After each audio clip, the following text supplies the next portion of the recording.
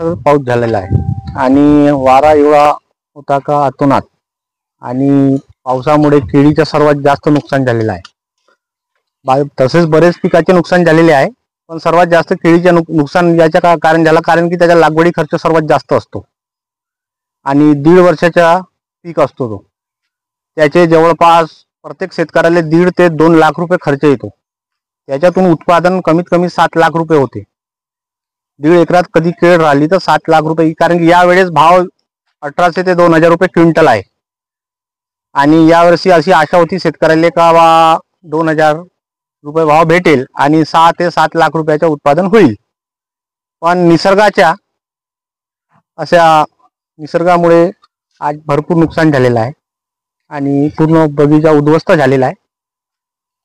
आणि शासनाकडून हेच आमची अपेक्षा आहे का खर्च तरी निघाला पाहिजे। जे लागवड खर्च 2 लाख रुपये येते तेवढी तरी निघाली पाहिजे याच्यात, कारण की आज बरेचशा परिस्थितीत 50 झाडे असेल बहुतेक चांगले, बाकी तर पूर्ण 90% ते 95% पडलेला आहे बगीचा। ही अवस्था काय आहे। वर्धा जिल्ह्यात सतत होत असलेल्या अवकाळी पावसामुळे शेतकऱ्यांचे मोठे नुकसान झाले आहे। सेलू तालुक्यातील धोंडगाव येथे शेतकऱ्यांचे केळी पिकाचे नुकसान झाले। 4 ते 5 शेतकऱ्यांच्या शेतात असलेले केळीचे पीक जमीनदोस्त झाले। सेलू तालुक्यातील खडकी नजीक धोंडगाव येथे मेहबूब अली नजर अली सय्यद या शेतकऱ्याची शेती आहे। या शेतकऱ्याने आपल्या शेतात 2 एकरात केळी पिकाची लागवड केली होती। जून महिन्यात लावलेल्या केळी पिकासाठी वेळोवेळी मशागत केली, ड्रीप इरिगेशनच्या माध्यमातून पाण्याची व्यवस्था केली, शेणखत, रासायनिक खत वेळोवेळी फवारणी करीत ते मे महिन्यापर्यंत शेतकऱ्याचे पीक जोमात आले।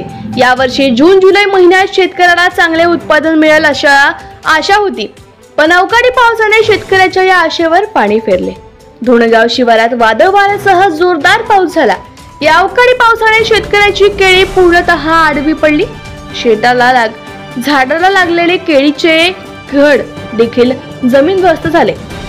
2 एकरात सुमारे 3000 झाडे लावली होती।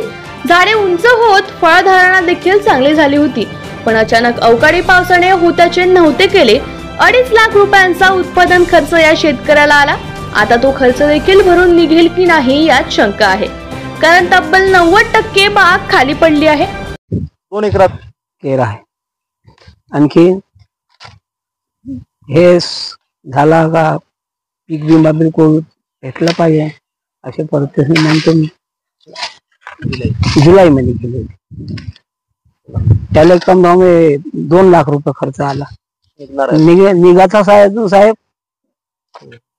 झाडे मुळातून खाली पडल्याची माहिती कृषी व महसूल विभागाला देण्यात आली। तलाठी व कृषी सहाय्यक हे शेतात आले, त्यांनी पंचनामा देखील केला। नुकसान भरपाई मिळेल अशी अपेक्षा शेतकऱ्याची आहे, पण ज्या पिकाला वर्षभर जोपासले आणि ऐन काढणीच्या वेळी पावसाने दगा दिला, बाग उद्ध्वस्त केली, त्यामुळे शेतकऱ्याची झोप उडाली आहे। हीच अवस्था धोंडगाव शिवारात केळीचे उत्पादन घेणारा कौसर अली सय्यद, इम्तियाज अली लिकायत अली सय्यद आणि इरफान अली मन्नान अली सय्यद या शेतकऱ्यांची आहे।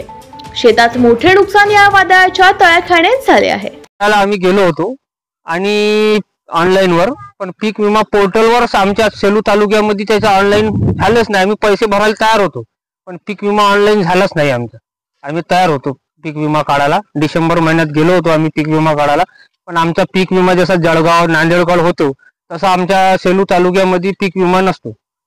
आम्ही 2-3 वेळा ट्राय केलं, पण पीक विमा झालेला नाही।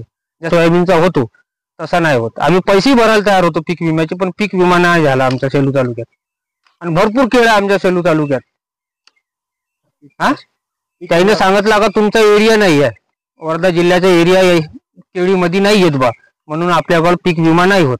तसा कांद्याचाही तसाच आम्ही काढायला गेलो, तेही नाही झाला आमच्या इथं सेलू तालुक्यामध्ये।